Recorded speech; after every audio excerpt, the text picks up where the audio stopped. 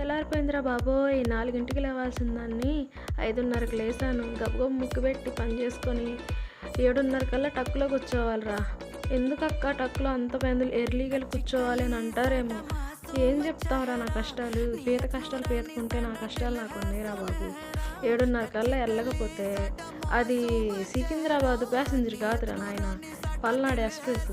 2 సెకండ్ల కంటే కూడా ఎక్కువ ఆగదన్నట్టు టైంకి వెళ్ళకపోతే మా టక్కైతే అస్సలు ఆగదురా బాబు. ఏం చేస్తాం మరి, వెళ్ళాలి కదా.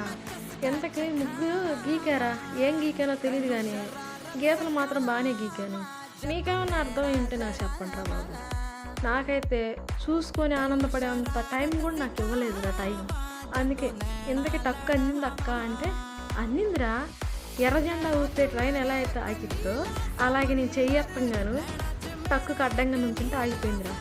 అందుకే పనికైతే వెళ్ళాను రా.